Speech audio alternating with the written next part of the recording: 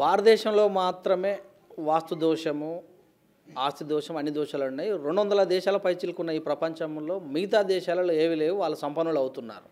కేవలం ఎవరైతే బ్రాహ్మణ్స్ వాళ్ళ యొక్క అంటే వాళ్ళ దగ్గరికే సమాజం మొత్తం వాళ్ళ దగ్గరికి రావాలి, వాళ్ళకే డబ్బులు ఇవ్వాలి, వాళ్ళ కాళ్ళే పట్టుకోవాలి అనేటువంటి సంప్రదాయాన్ని వాళ్ళే రచించారు పూర్వం నుంచి కూడా అంటున్నారు. దీని మీద మీ క్లారిటీ. ఇది చాలా ముఖ్యమైనటువంటి ప్రశ్న అండి.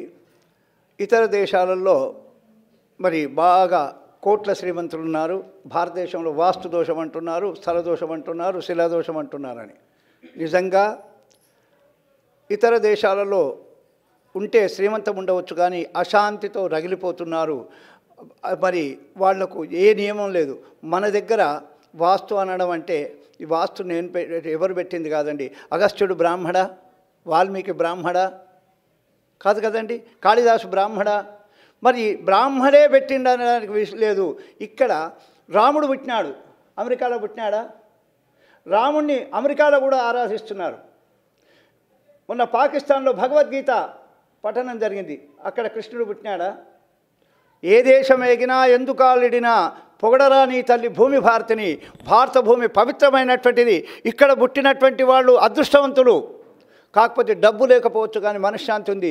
ఇతర దేశాలలో తాగి నిద్రపట్టక రకరకాల మాత్రలు వేసుకొని ఉంటారు. ఈ మధ్యన భ్రమలు కూడా తొలుగుతున్నాయండి. ఏమంటే విదేశాలలో అబ్బాయి ఉన్నాడు ఇస్తారా అంటే మేము ఇవ్వమండి అంటున్నారు. కాబట్టి మన దేశం శాంతికాముక దేశము. మొట్టమొదలు ఏర్పడినటువంటి దేశము భారతదేశమే. మరి ఇన్ని వేల సంవత్సరాల, ఇన్ని లక్షల సంవత్సరాల చరిత్ర ఉన్నది భారతదేశమే, కానీ వేరే దేశాలకు లేదండి. అవి తర్వాత ఏర్పడ్డాయి. అన్నదమ్ములు 4 ఉన్నారు. ఒక అన్న ఏం చేసినాడు, నేను పడమటికి పెద్ద దర్వాజా పెట్టుకుంటా అన్నాడు.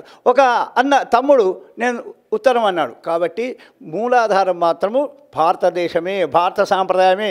ఇక కొన్ని రోజులైనా కొన్ని సంవత్సరాలైనా ఈ సాంప్రదాయాన్నే పాటిస్తారు అక్కడ కూడా.